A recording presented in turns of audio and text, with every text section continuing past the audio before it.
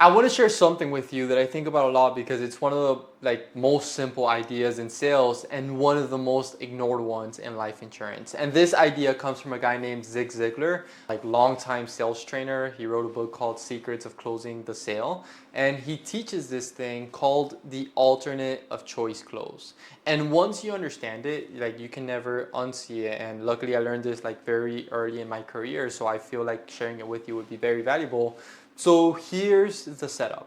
Most life insurance agents, they get to the end of an appointment, they walk through the illustration, they cover the death benefit, they cover the cash value, they cover the beneficiary structure, and then they ask a question that basically ends the sale before it starts. They say something like, so do you want to move forward? Or do you want to go ahead with this policy? Or are you ready to start? And every single one of those questions has two answers: yes or no. And the fact of the matter is, no is 99% of the time always easier than yes. So no takes zero effort. No means the prospect gets to sleep on it, gets to talk to their spouse, gets to call their cousin. And yes means signing something, giving payment info, going through underwriting. So when you give a prospect a yes or no question at the end of an appointment, you're handing them kind of like an off-ramp on a silver platter. And most of them are going to take it. And Ziglar, he tells this story about Elmer Wheeler, and this was back in the 1930s. So Walgreens hired Wheeler to help them sell more at their soda fountains. Malted milks were huge back then. They sold for 15 cents. And Walgreens had this add-on where you could put a raw egg in your malted milk for another nickel. And the egg was pure profit for them because they were buying eggs for 15 cents a dozen. So the more eggs they sold, the better. So before Wheeler came in, the clerks would ask, you want an egg in that? And that's a yes or no question. Most people said no. And so Wheeler, he changed one thing. He had the clerks hold up two eggs and ask, one egg or two eggs? And what happened was, as many people said two as said none. And once again, it was the same product, it was the same price, it was the same customer. The difference was how you position the ask, how you position the close. You don't ask them, are you ready to do this or are you not ready to do this? Yes or no. You ask them, do you want one or do you want two? Are you thinking about $1 million in death benefit or $1.5 billion? Are you thinking $300 a month or are you thinking $250 a month? Does that make sense? It's just a different question. And that one change put hundreds of extra crates of eggs into malted milks every single week. And that's the whole idea. When you ask one or two, the prospect's brain is not answering, do I want this? Their brain is answering, which one or two? Without them even noticing, you move them past the buy or don't buy decision. Now, obviously, if the person absolutely doesn't want the malted milk, they're going to say none, right? So this doesn't work on someone who has no intent to buy. What it does is that it removes the friction from the person who's already leaning more towards a yes. So let me translate all of this into what we do.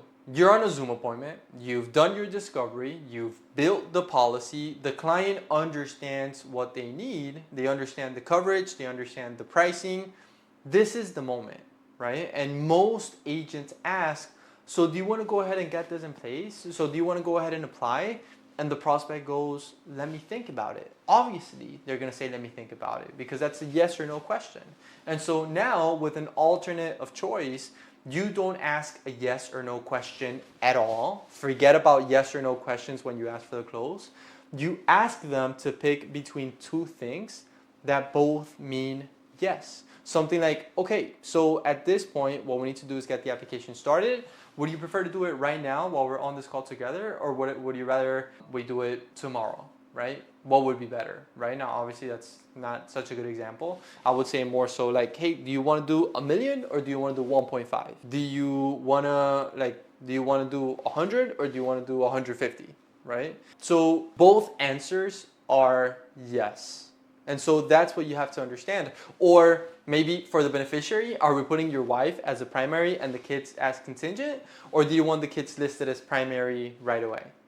And I mean, obviously that would have its pros and cons. But that's a beneficiary question. It assumes the policy is happening. Or would you rather draft the premium on the 1st of the month or the 15th? That's a payment date question, but it assumes the payment is going to happen.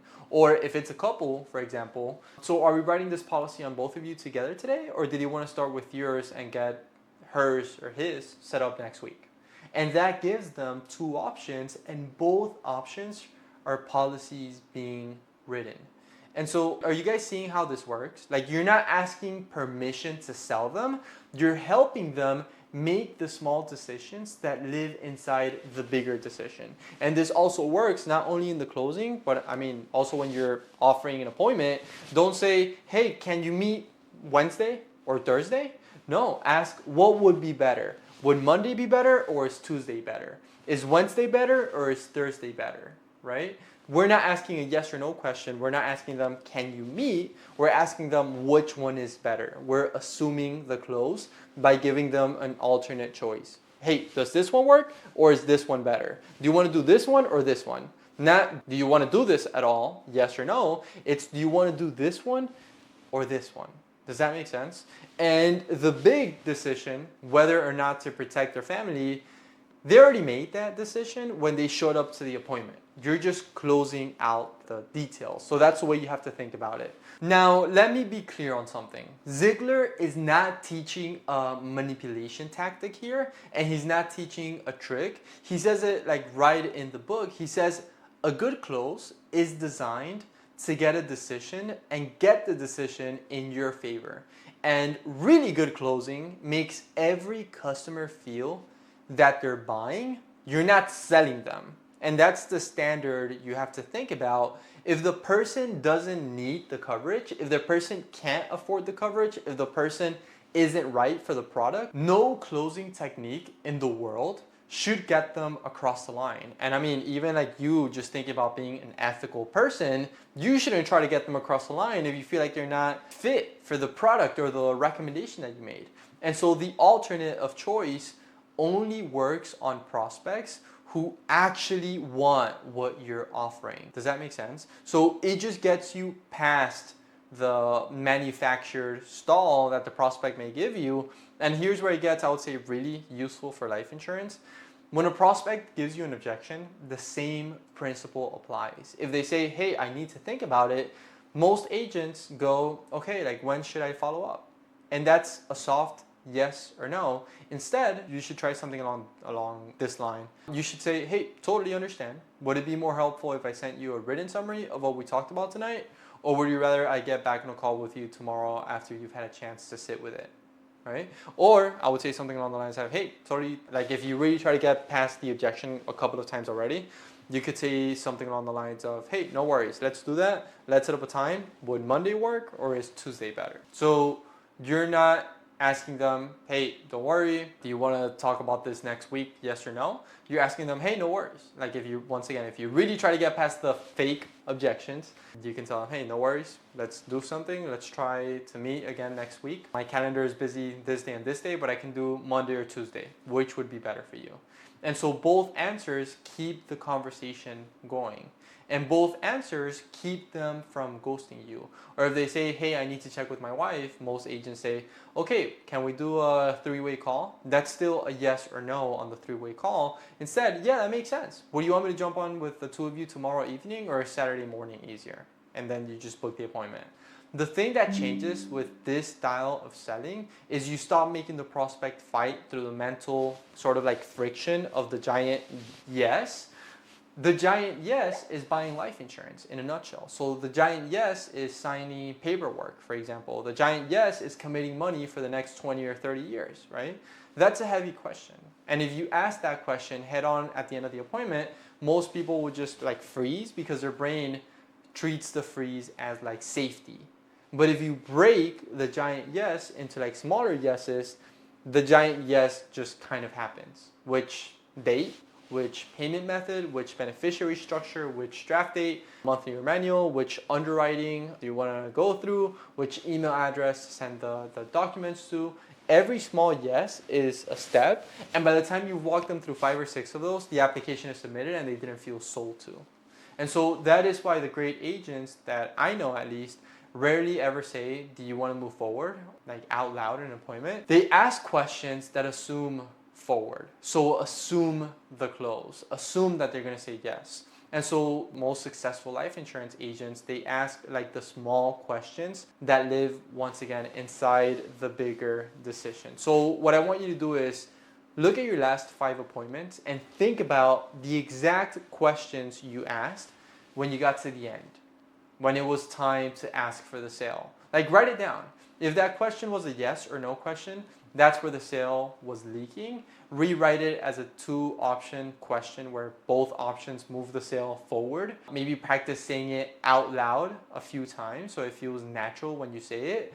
And then on your very next appointment, actually use it. Because I mean, you could be watching this video, you could be writing all of these things down, but if you don't use it, then nothing changes. You're not going to change your appointment structure. You're not going to change your presentation. You're not going to change your discovery process. You're going to change one question at the end of the call. And I think you're going to be surprised with how much smoother the last 5 minutes of your appointment start to feel. And I guess one more thing I want you to think about, the best salespeople I know in this industry, the ones who consistently write 15 to 20 applications a month, they never sound like they're closing. Their appointments feel like a natural conversation that ends with paperwork done. That's because they've stopped asking permission questions and started asking direction questions. And direction questions are, where do we go from here? Not, are we going? And when you frame every question at the back half of an appointment as a direction question, like which way are we taking? Are we taking this way? Are we taking that way? The appointment stops feeling like a pitch and starts feeling like you're helping them plan, right? This way or that way. 1 million or 1.5. Do you want to meet tomorrow or Wednesday? So the bottom line is this. The way you ask for the sale is the sale. Same appointment, same client, same product. It's just the only thing that's changing is the different question at the end. And that different question oftentimes leads you to a different outcome. And that's what makes this work. And I'm here, I'm rooting for you. You got this, take care, let's get to work.